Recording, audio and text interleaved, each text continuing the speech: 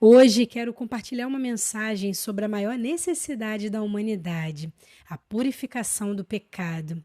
Para isso, utilizarei uma analogia simples, mas profundamente bíblica, sobre o sangue de Jesus e o sabão. Para compreendermos essa verdade espiritual, devemos voltar ao início da história humana, ao relato da criação e da queda do homem. O livro de Gênesis nos revela que, no princípio, Deus criou um mundo perfeito e estabeleceu o ser humano no jardim do Éden. Gênesis 2:8. Adão e Eva foram criados à imagem e semelhança de Deus, desfrutando de plena comunhão com o Criador.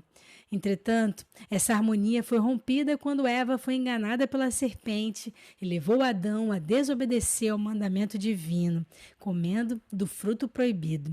Está em Gênesis 3:6. Esse ato de rebelião trouxe a corrupção do pecado à humanidade e resultou na separação entre Deus e o homem. O pecado não é apenas uma falha moral, mas uma contaminação espiritual que nos torna impuros diante de Deus. Assim como no cotidiano a sujeira exige limpeza, a sujeira espiritual, ou seja, a impureza espiritual, exige purificação.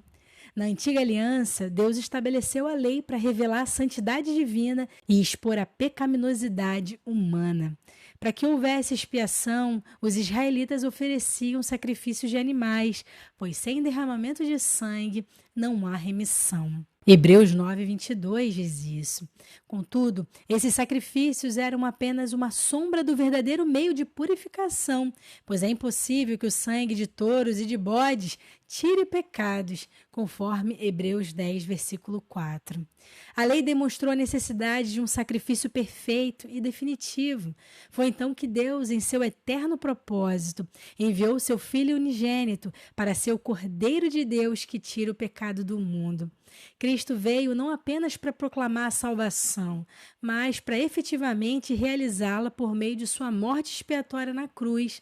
Seu sangue foi derramado para selar a nova aliança, cumprindo o que estava profetizado em Isaías 53:5. Mas ele foi ferido por nossas transgressões e moído pelas nossas iniquidades. O castigo que nos traz a paz estava sobre ele, e por suas pisaduras fomos sarados. Assim, a analogia da água e do sabão nos ajuda a compreender dois aspectos fundamentais da nossa santificação. 1. A palavra de Deus como água purificadora. Efésios 5:26 nos diz que Cristo santifica a igreja, tendo-a purificado por meio da lavagem de água pela palavra. O conhecimento e a obediência à palavra de Deus limpam nossa mente e direciona nossos passos. 2. O sangue de Jesus como verdadeiro sabão espiritual. Apocalipse 1:5 declara que Jesus nos ama e pelo seu sangue nos libertou dos nossos pecados. Somente por meio de sua morte e ressurreição somos justificados diante de Deus.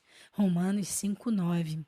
Concluindo, a purificação dos pecados é uma necessidade urgente, pois a palavra de Deus nos adverte sobre o juízo final. Aqueles que rejeitam a obra redentora de Cristo e permanecem em seus pecados terão que enfrentar a justa condenação de Deus. A Escritura declara claramente que Deus tem determinado um dia em que com justiça há de julgar o mundo por meio do homem que destinou. E disso deu certeza a todos, ressuscitando-o dentre os mortos. Atos 17:31. O livro de Apocalipse nos revela o destino daqueles que forem achados culpados diante do tribunal divino. E aquele que não foi achado escrito no livro da vida foi lançado no lago de fogo. Apocalipse 20, versículo 15. Esta é a terrível realidade para os que insistem em permanecer longe de Deus. Um destino de separação eterna, longe da glória do Senhor. Cristo veio ao mundo precisamente para nos libertar dessa condenação, como afirmou o próprio Jesus.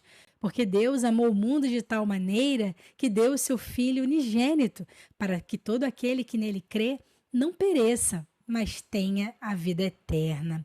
Portanto, ignorar o chamado do Evangelho é desprezar a única esperança de salvação.